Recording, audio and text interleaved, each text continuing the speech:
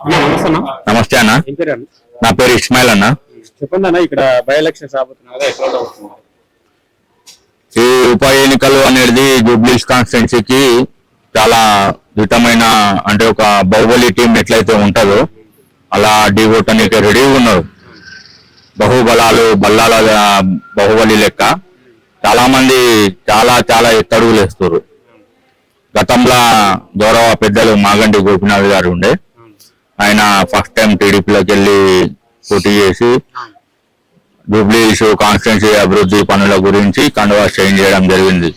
ఒకటి ఆయన ఒక్కలే అని కాదు, సిటీలో బీఆర్ఎస్ 22 మంది లీడర్లు వాళ్ళ అభివృద్ధి గురించి, కార్యకర్తల గురించి కాన్స్టిట్యున్సీ దృష్టిలో పెట్టుకొని వాళ్ళు బీఆర్ఎస్ పార్టీలోకి జాయినింగ్ అవ్వడం జరిగింది. మాగంటి గోపినాథ్ గారు ఏమైనా డెవలప్మెంట్ చేసిన? ఇప్పుడు డెవలప్మెంటింగ్ అంటే మేము గత పెద్దలు పీజీఆర్ గారి టైం నుంచి ఉన్నాము. ఆయన చేసిన డెవలప్మెంట్ అనేది ఏం లేదు. అంటే ఇప్పుడు వచ్చిన ఎమ్మెల్యేలు ఎట్లా అంటే ఈ కాపు, కమ్మ, చౌదరి అని ఓట్ బ్యాంక్ ఏదైతే ఉందో వాళ్ళు అటే అభివృద్ధి గురించి అటే పోతారు వాళ్ళు. ఇప్పుడు గత 3 పరాయాలు ఎమ్మెల్యే మాగంటి గోపినాథ్ గారు గెలిచారు. ఆ కృష్ణానగర్ అనేది ఇక్కడ ఉంది, B block, C block, water floating. చిన్నపాటి వర్షం వచ్చినా సరే వాగులు వంకలు కొట్టుకోపోయినట్టు వస్తుంది, అది నడుములోతు నీళ్లు వస్తాయి. ఇదేంటంటే అసెంబ్లీలో జూబ్లీస్ కాన్స్టిట్యున్సీ అభివృద్ధి పనులకు 75 కోట్లు అంటారు, 100 కోట్లు అంటారు, నాలాల అభివృద్ధి అంటారు. ఆ స్టోన్ ఇనాగ్రేషన్ చేస్తారులే తప్ప దానికి అభివృద్ధిలో అనేది ముందడుగు అనేది వేయరు. ఆయన ఉన్నాడు పిచ్చి, ఆయన సికింద్రాబాద్ పార్లమెంట్ సభ్యులు, ఇప్పుడు ఆయన పెద్ద హోదాలు ఉన్నారు, సెంట్రల్ మినిస్టర్ అయింది. ఆయన కిందరపు కిషన్ రెడ్డి అని సెంట్రల్ మినిస్టర్ అయింది. ఆయన ఏంటంటే నాకెంతో సేవ చేసినా, నేను ఎంతో ఇచ్చిన ప్రజలకు అంటాడు. ఒక్కరోజు ఒకసారి అడుగుపెట్టి కాన్స్టిట్యున్సీ బస్తీ పర్యటన కానీ, కాన్స్టిట్యున్సీలా కానీ 7 కాన్స్టిట్యున్సీలు వస్తాయి ఆయన పరిధిలోకి. ఈ 7 కాన్స్టిట్యున్సీలు ఆయన ఏ రోజుకి సుడిగాలి పర్యటన కాదు కదా, ఆయన ఒక వ్యక్తిగత పర్యటనకి రాలేదు. ఆయన ఏం లాభం వీళ్ళకి మేము ఓట్లేసి గెలిపించి? మరి ఎట్లుండబోతుంది మాగంటి గోపినాథ్ గారు చనిపోవడం, ఇప్పుడు ఎన్నిక రాబోతుంది, మరి ఏ పార్టీకి గెలిచే అవకాశాలు ఉన్నాయో? ఇక్కడ రూలింగ్ లో కాంగ్రెస్ పార్టీ ఉంది, ఇక హైదరాబాద్ లో ప్రధానంగా బీఆర్ఎస్ కి ఎక్కువ అవకాశాలు ఉన్నాయి. మరి అంటే ఇప్పుడు ప్రాంతీయ పార్టీ ఏంటంటే ఓన్ డిసిషన్ అది బీఆర్ఎస్ పార్టీ. నిధులు నియామాలు అనేది వాళ్ళ చేతిలోనే ఉంటది. ఇది ఐఎన్సీ కాంగ్రెస్ పార్టీ అనేది నేషనల్ పార్టీ. అది సోనియా గాంధీ, రాహుల్ గాంధీ, ప్రియాంక గాంధీ అది ఆడి నుంచి రావాలి, మేము చేయాలి అంటారు. కానీ ఇక్కడ గాలి అయితే బీఆర్ఎస్ చూపిస్తుంది. అలా భార్య గారు మాగంటి సునీతమ్మ గారు, అలా భార్య గారు గౌరవ సునీతమ్మ గారికి టికెట్ ఇవ్వాలని చెప్పేసి గౌరవ పెద్దలు వర్కింగ్ ప్రెసిడెంట్ తారక రామారావు గారు గెలిచే అవకాశం ఉంది కదన్న.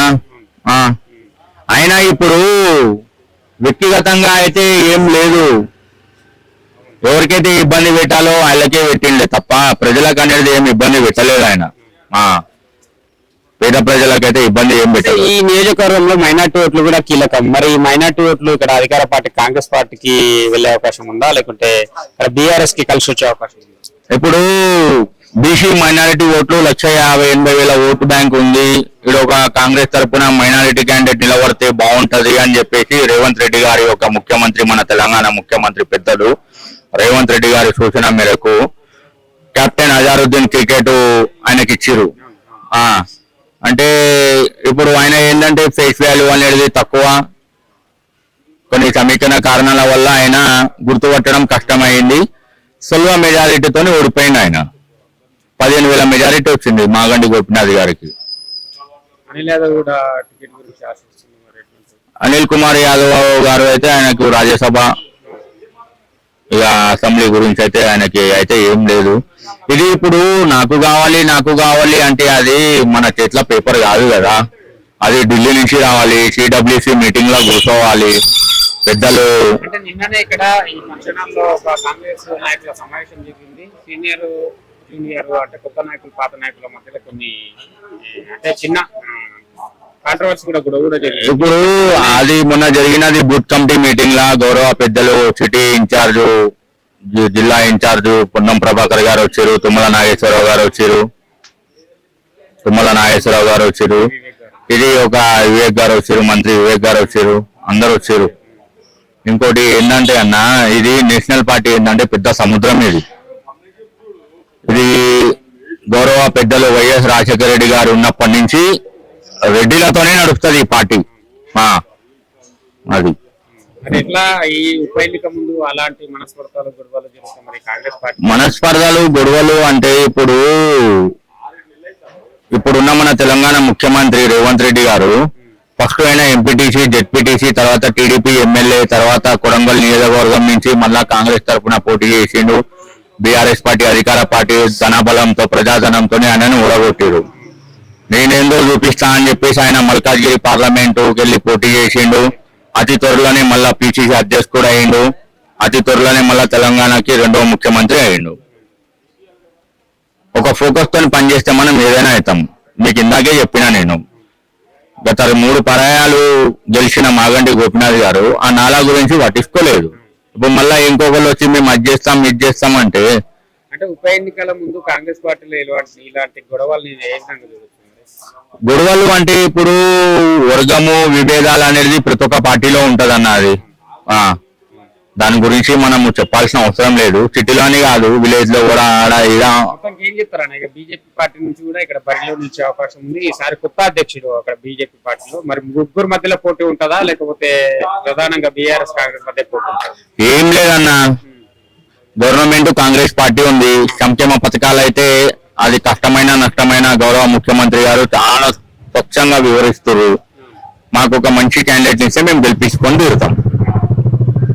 ఏ పార్టీల మధ్యలో పోటీ ఉండొచ్చు?